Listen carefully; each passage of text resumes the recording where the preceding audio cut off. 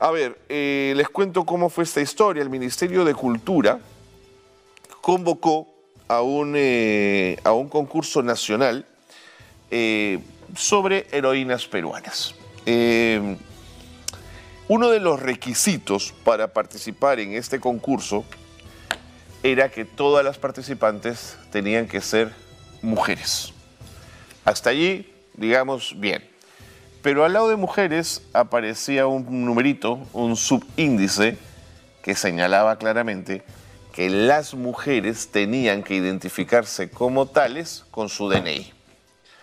Y claro, en redes sociales apareció un gran debate que ponía en atención algo que es muy cierto y muy importante.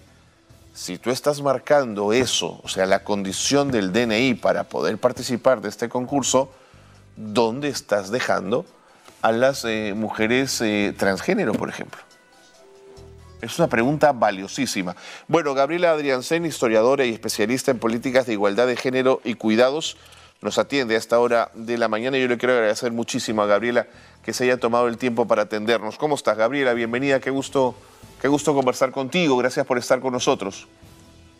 Hola, ¿qué tal? A ti muchas gracias por la invitación. Gabriela, he explicado de alguna manera el problema, pero quería pedirte a ti, para quienes no conozcan el caso, que nos puedas dar más contexto de este problema, cómo ocurrió, cómo nació, para poder entrar luego en preguntas más de fondo.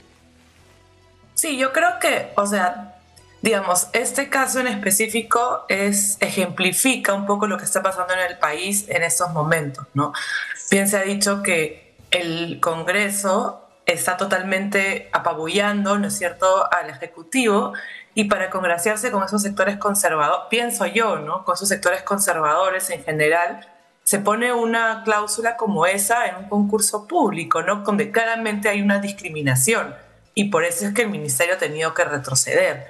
Pero yo creo que es esa necesidad permanente de congraciarse con esos sectores conservadores, ¿no es cierto?, que obviamente se han dado, ha ido demasiado lejos, incluso porque atenta pues con la no discriminación, ¿no? A mí me parece preocupante que hayan pensado que podían poner esa cláusula en un concurso público. Además, un concurso público, por lo que he estado leyendo, que ha anulado otros tipos de concursos. O sea, han cambiado el concurso, han anulado este tema de cine experimental, series, donde creo que estuvo esta serie también controvertida, el tema que se hizo sobre Mimunda, me parece que fue una actriz que lo hizo, ¿no? Entonces, como que quieren eliminar la posibilidad de temas muy controversiales, y de paso, me parece muy bien, como historiadora, festejo que haya, ¿no es cierto?, este tema de las heroínas. Claro, por supuesto. Me parece clave que exista ese concurso, pero obviamente no con esa cláusula, ¿no? Entonces... Claro, ahora, Gabriela, el punto 5.2 es el de los parámetros de esta competición audiovisual cuando se refiere a la participación solo de mujeres. Esto se intentaba aclarar en un subíndice. Mi pregunta es, Gabriela, ¿negligencia o discriminación? ¿Alguien hizo mal una convocatoria y se equivocó, digamos, en no leer este asunto, o esto es una profunda discriminación? ¿Qué piensas tú? No, me queda clarísimo que es una discriminación, y está, como digo, estamos viendo cómo en el Congreso la semana pasada, después hablaremos de eso seguro, se han aprobado varios temas contra la igualdad de género, ¿no? Entonces, todo lo que suene a género, todo lo que suene a diversidad, tiene que ser anulado, y eso es lo que están haciendo. Y este era un ejemplo, me parece ya demasiado lejos. De acuerdo. Gabriela, no le voy a quitar un ápice de responsabilidad en este tema al Ministerio de Cultura.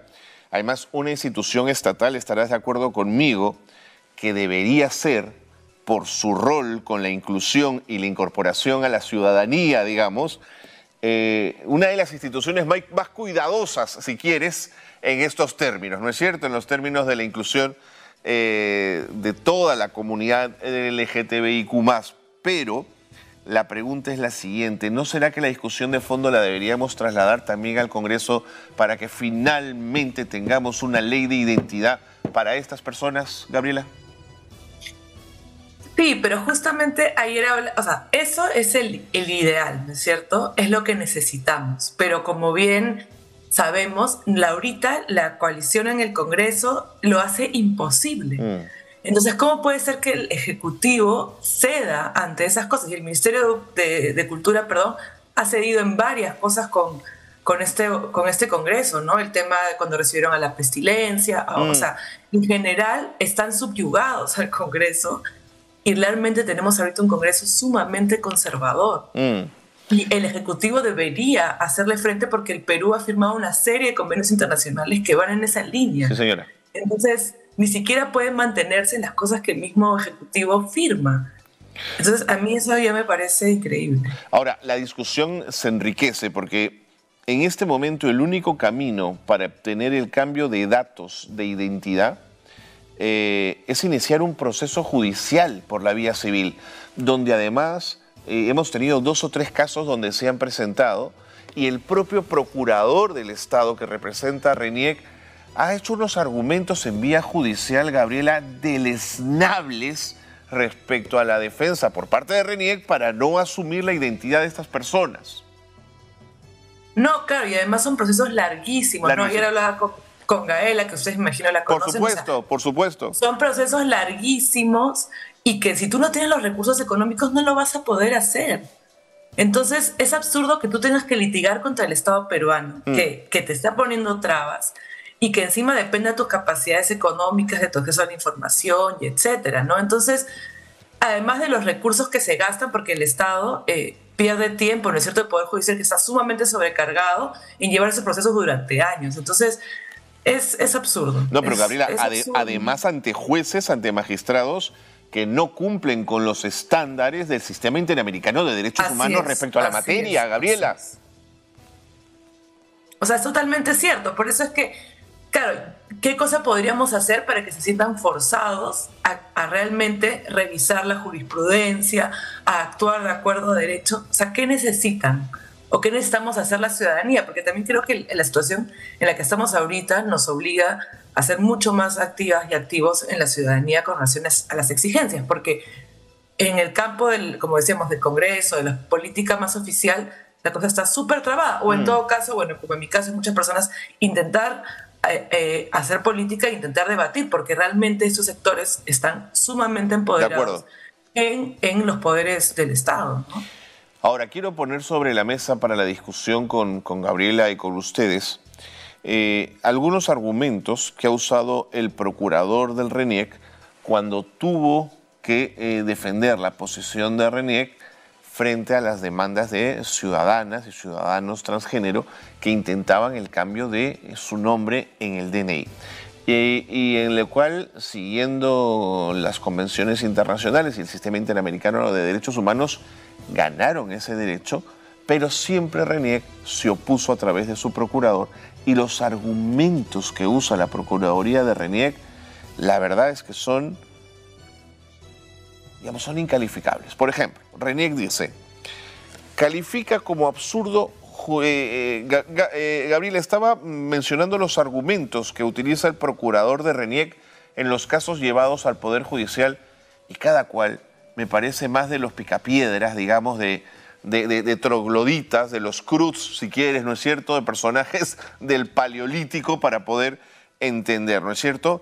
Por ejemplo, califican como absurdo jurídico el cambio de nombre basado en la identidad de género. ¿Por qué sería un absurdo jurídico? ¿Por qué no podemos transitar hacia un cambio de identidad que tenga que ver con el nombre? Luego dice, solo existen 2 sexos biológicos cuando...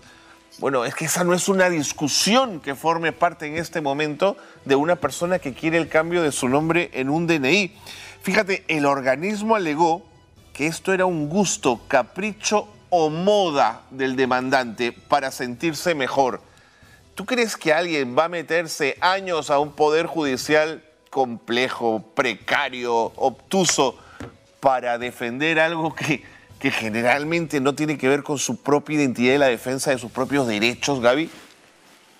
No, claro, se nota que le falta, además de humanidad, ¿no es cierto? Porque tú puedes viajar, o sea, yo, perdón, he viajado con una persona trans y lo que pasa en el aeropuerto, lo que pasa en cualquier momento mostrando sus documentos, es un problema. Es un problema. Que genera mucho también incomodidad, sufrimiento, demora en muchas cosas. Entonces no me pueden decir que es un capricho, ¿no es cierto? Es, para comenzar, una necesidad. Y segundo, un derecho, como bien has dicho tú, ¿no? Entonces, ese es el problema, ¿no? Tú dices trogloditas. O sea, es que realmente uno siente ahorita que no hay argumentos posibles, porque la discusión no es una discusión. Sí, pues. O sea, no hay una discusión de ideas, no hay piensa muñante en el Congreso, anulando el tema de cuidado. O sea, ¿qué puedes discutir con una persona así? Y eso es a mí lo que me preocupa, porque no hay discusión posible. Ahora, porque no hay un desarrollo de argumentos, ¿no? Esa es la preocupación, y lo has señalado tú al comienzo cuando decía, yo te preguntaba si esto era negligencia o discriminación. Tú decías, no, esto es evidentemente discriminación.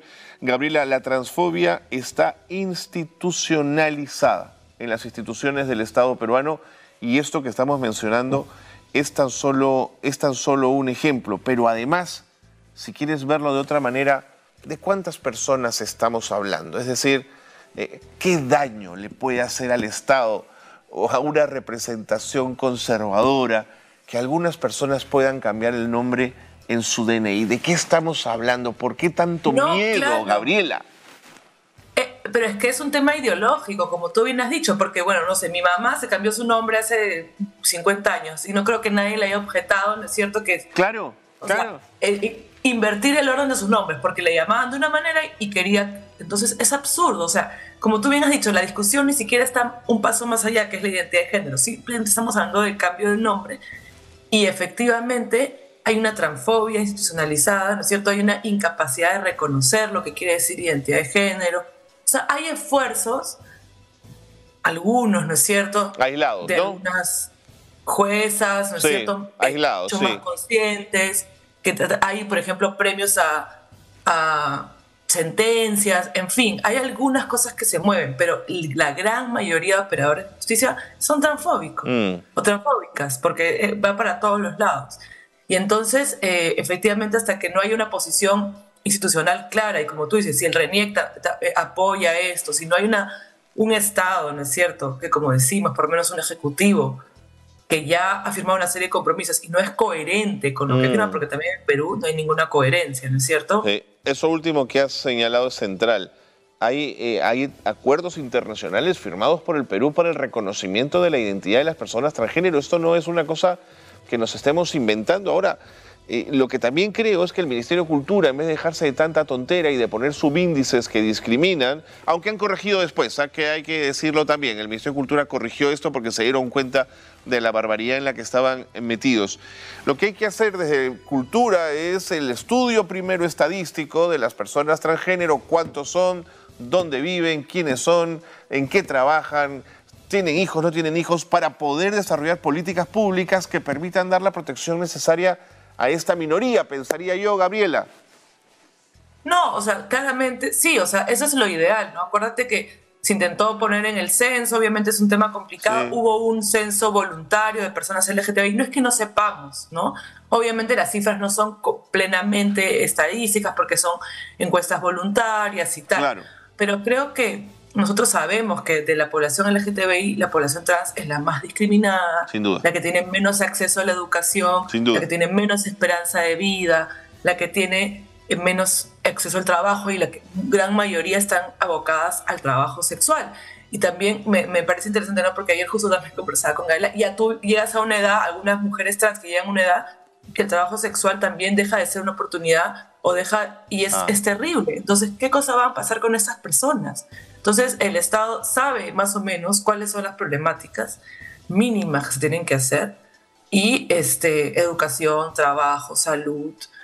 Entonces, por eso decíamos que, claro, en el Congreso están entrampadas las cosas, pero hay otras políticas que pueden pasar por otras instituciones que podrían ayudar a esto, ¿no?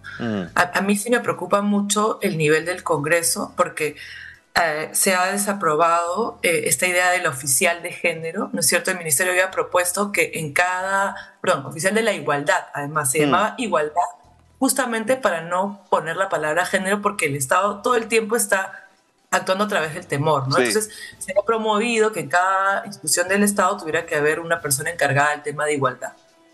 El Congreso no le ha parecido y ha decidido que eso no debe existir.